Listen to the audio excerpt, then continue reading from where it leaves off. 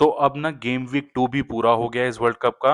तो एक बार जल्दी से देख लेते हैं कि गेम वीक 2 के बाद सब टीमों की क्या हालत है, गेम वीक 2 में क्या मैचेस हुए और अब हम गेम वीक 3 के लिए कैसे सेटअप हुए हैं। तो सबसे पहला मैच था चेकिया versus South Africa. South Africa ना इस वर्ल्ड कप में आई है भट्टा बॉलिंग करने। उनको जहां बॉल मिलती है वो शॉट लेते हैं उम्मीद से कि कुछ हो जाए तो हो जाए। उन्होंने सीखा ही नहीं कि बॉल आती है तो उसको रखना भी होता है। नहीं, वो उनके पास बॉल आई और सीधा उन्होंने उड़ाए। भाई इतना खराब गेम है साउथ अफ्रीका का। उन्होंने इस मैच में भी कोशिश करी कि शॉट पे शॉट लो, जहां तुक्का लग गया और तुक्के से उनको एक गोल मिल गया। चेकिया ये मैच में विन पूरी तरीके से डिजर्व करती थी, लेकिन उनकी भी गलती है कि उन्होंने टाइम से गेम को किल नहीं करा। अगर वो टाइम से गेम को किल कर देते तो साउथ अफ्रीका को इतने चांसेस ना मिलते और शायद चेकिया एक इजी विन लेके जाती। तो ये match one of the worst matches, कोई खास नहीं था। इसलिए हम मूव ऑन करते हैं second match of the same group, जो मैच हुआ मेक्सिको और साउथ कोरिया में। ये मैच रिलेटिवली बहुत एंड टू एंड था। मैं ये नहीं बोलूंगा कि लगातार बहुत एक्साइटिंग फुटबॉल था या बहुत ज्यादा ही दोनों टीम्स एक दूसरे को बहुत ज्यादा टेस्ट कर रही थी, लेकिन कम से कम दोनों टीम्स की क्वालिटी इक्वल लगी मेरे को। मेक्सिको के गोलकीपर ने एक बहुत अच्छा परफॉर्मेंस ड्रॉप किया यहाँ पे और अपनी क्लीन शीट लेके आए वो साउथ कोरिया के खिलाफ। आई थिंक साउथ कोरिया ने काफी चांसेस बनाए बट उनको फिनिश ना कर पाना एक बहुत बड़ी कमी रह गई उनके गेम में।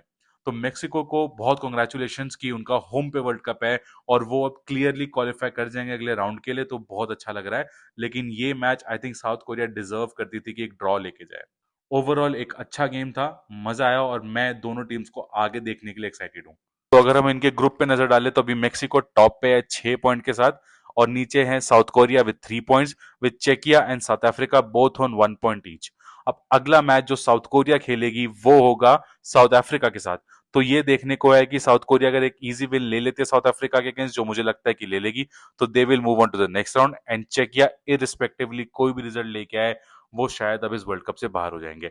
साउथ अफ्रीका अगर गलती से भी रिजल्ट ले आती है भाई, ये डिजास्टर क्लास होगा, ये फुटबॉल की मौत होगी। मैं बिल्कुल नहीं चाहूंगा कि साउथ अफ्रीका नेक्स्ट राउंड में जाए। अभी तक की one of the worst teams रहे हैं वो वर्ल्ड कप में। अब हम बात करते हैं ग्रुप बी की, जिसमें 4 टीमें हैं, कनाडा, कतर, स्विट्जरलैंड और बॉस्निया एंड हेर्जेगोविना। ये वाला जो गेम वीक था ये most one sided game week था अगर तो वो ग्रुप बी में है, क्योंकि दोनों ही मैचेस में गोल फेस्ट था एक टीम की तरफ से। तो पहले मैच की अगर हम बात करें तो कनाडा वर्सेस कतर, 6-0 की score line. Canada were completely in control against Qatar. Qatar never had a chance to even make any comeback. Ball hold भी नहीं कर पा रहे थे। कनाडा ने पूरी गेम को डोमिनेट किया, शॉट पे शॉट लिया, प्रेशर क्रिएट किया। I think this was one of the most one sided games of this world cup so far, but plaudits to Canada. दोनों ही अभी तक जो उनके मैचेस है उन्होंने अच्छी परफॉर्मेंस डाली है और मेरे ख्याल से कनाडा वेल डिजर्व्ड है ये विन के लिए। उनका play simply out classed Qatar and कोई चांस नहीं था कि दे लूज द गेम। अगर मैं अगली गेम की बात करूं तो वो है स्विट्जरलैंड वर्सेस बॉस्निया। भाई ये भी काफी हद तक वन साइडेड गेम था स्विट्जरलैंड के पास। जो उन्होंने एक गोल खाया है वो भी एक्स्ट्रा टाइम में जाके खाया 90+4 पे। बॉस्निया को एक रेड कार्ड भी मिला जाके 80th मिनट पे। आई थिंक उस रेड कार्ड से कोई खास फर्क पड़ा नहीं क्योंकि गेम ऑलरेडी तब तक किल हो चुकी थी। बॉस्निया के टोटल 5 शॉट्स हैं और स्विट्जरलैंड के 13 शॉट्स हैं। अगर मैं ऑन टारगेट की बात करूं तो बॉस्निया के सिर्फ 3 और स्विट्जरलैंड के 7 ऑन टारगेट शॉट्स हैं।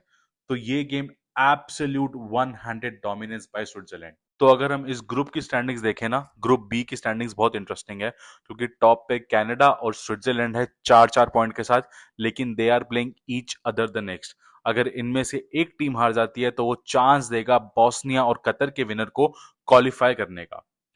रीजन सिर्फ ये है कि स्विट्जरलैंड ने ड्रॉ किया था पहले कतर के साथ और कनाडा ने ड्रॉ किया था बॉस्निया के साथ। तो मान लो अगर कनाडा हार गई और बॉस्निया जीत गई तो बॉस्निया का एक रियल चांस है आगे जाने का। सिमिलरली अगर स्विट्जरलैंड हार गई और कतर जीत गई तो उनका चांस है आगे जाने का ओवर स्विट्जरलैंड। तो ये थोड़ी इंटरेस्टिंग कुछ इक्वेशन बन सकती है।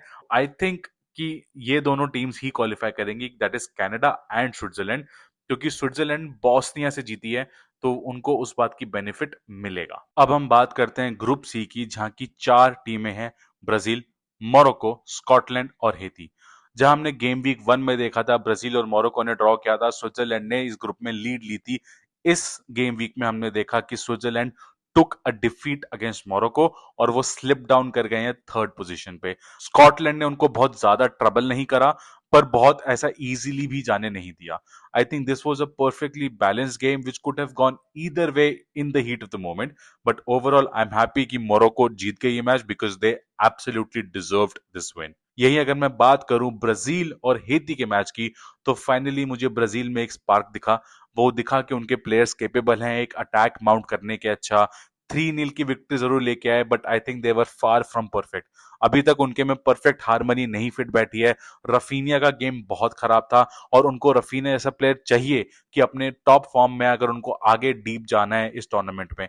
नेमार अभी भी इंजर्ड है, we have not seen Neymar play a single minute yet, तो वो एक बड़ा कंसर्न होगा ब्राजील के लिए, because I think if Neymar comes back this Brazilian side can do way better. अभी इस टीम में उतनी परफेक्ट हारमनी नहीं है, बट इस गेम से बहुत पॉजिटिव्स निकल के, स्पेशली मैथ्यूस कूनिया की जो परफॉर्मेंस थी, बहुत ही शानदार परफॉर्मेंस थी। ब्राजील इस मैच में काफी सारे चेंजेस के साथ गई compare to the last match, and I think those paid off. अगर ब्राजील अपने टैलेंटेड स्क्वाड में एक बेस्ट स्क्वाड यूज कर पाए और प्लेयर्स एक अच्छी परफॉर्मेंस डाल पाए, Brazil has the potential to go deep into the competition. वहीं पे अगर मैं ग्रुप सी की अब स्टैंडिंग्स देखूं एक बार, तो ब्राजील जो है 4 पॉइंट पे है मोरक्को के साथ। फिर आती है स्कॉटलैंड 3 पॉइंट पर। फाइनली हेती एलिमिनेट हो चुकी है इस कंपटीशन से, उनका कोई चांस नहीं है आगे जाने का।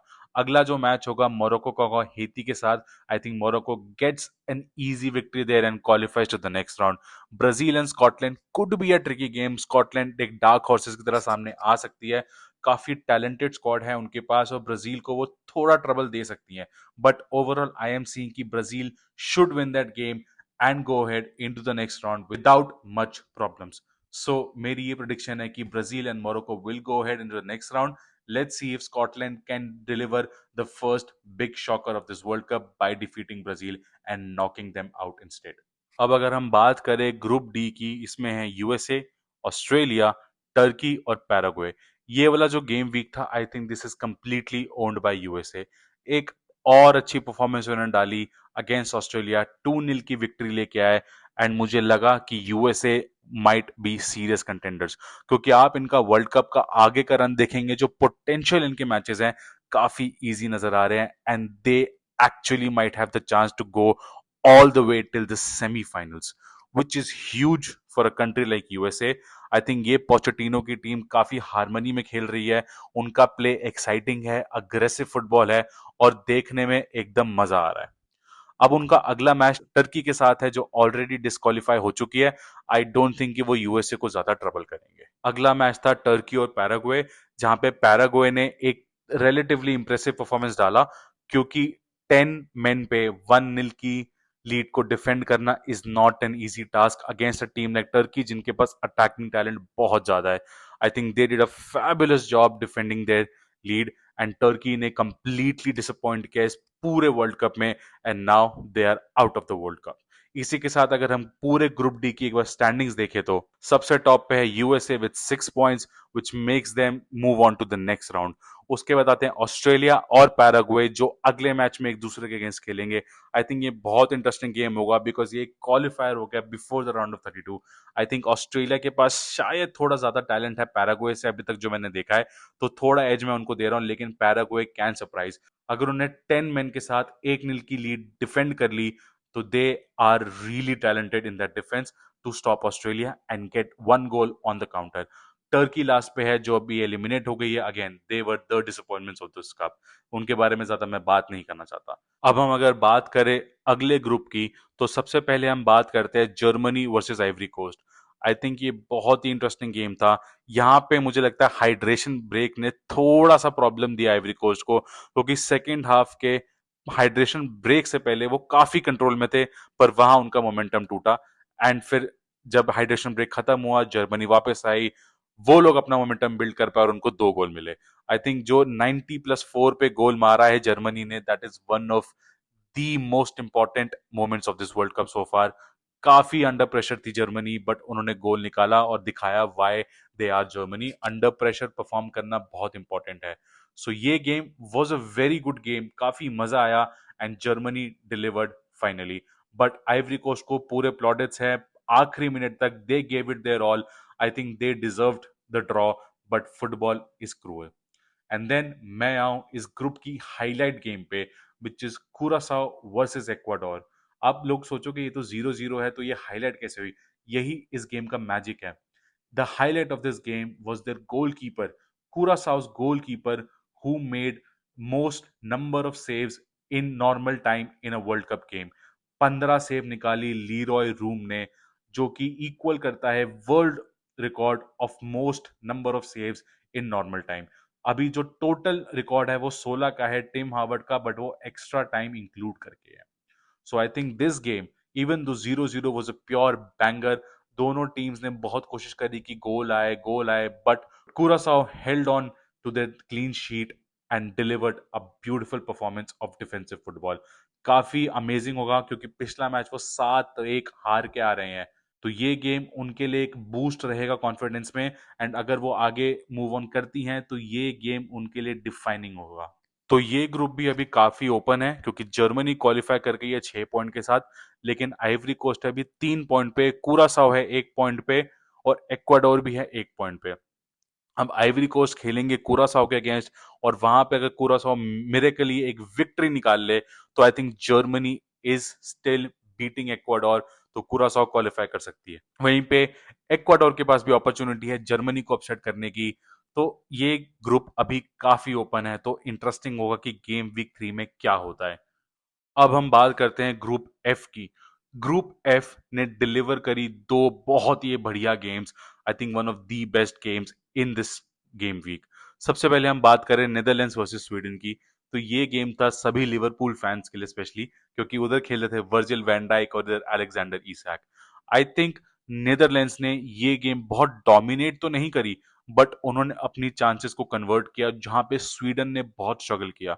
अगर आप स्टैट्स देखो, तो अटेम्प्ट्स ऑन टारगेट और टोटल अटेम्प्ट्स दोनों ही स्वीडन के ज्यादा थे, पर फिनिशिंग में उनकी लैगिंग रही। वहीं नेदरलैंड्स ने जितने भी चांसेस मिले उनको पूरी तरीके से कन्वर्ट किया। भाई अगर आपने 10 शॉट लिए हैं, उसमें से आप 5 गोल मार के आ रहे हो, तो आपने अपना एक्सजी बहुत ओवर परफॉर्म किया है।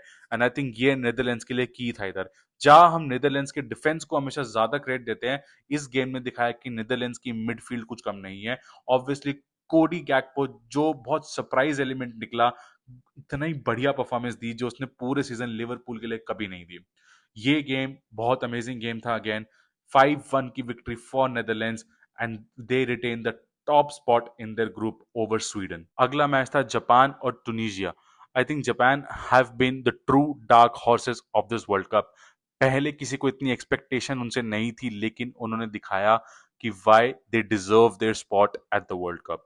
पहले एक बहुत ही बढ़िया परफॉर्मेंस उन्होंने डाली नेदरलैंड्स के अगेंस्ट, और इस बार ओवर टूनिजिया 4-0 विक्ट्री लेके आए, और कंप्लीट डोमिनेशन था। टूनिजिया ने जहां खाली 2 शॉट्स लिए, जापान ने 10 शॉट्स लिए। इतना लेवल का डोमिनेशन था जापान का। आई थिंक इस गेम से अब मुझे लग रहा है कि Japan can go deep into the competition, और बहुत मजा आएगा उनको देखने में। इस ग्रुप में अभी एक स्पॉट है जो कंटेंशन के लिए है। नेदरलैंड्स अभी टॉप पे जरूर है, उनका अगला मैच है टूनिजिया के साथ।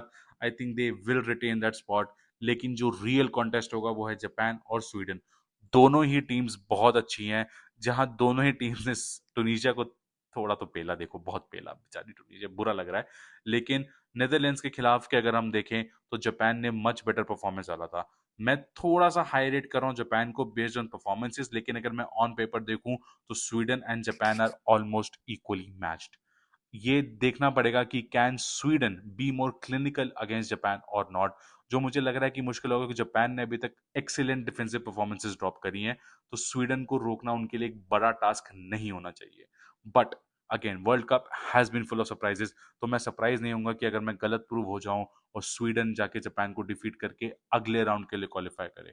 मुझे पता है मैंने बोलता कि पूरा गेम वीक 2 कवर करेंगे, but I think remaining 6 groups we should cover in part 2। तो सब्सक्राइब कर लो और पार्ट 2 का वेट करो।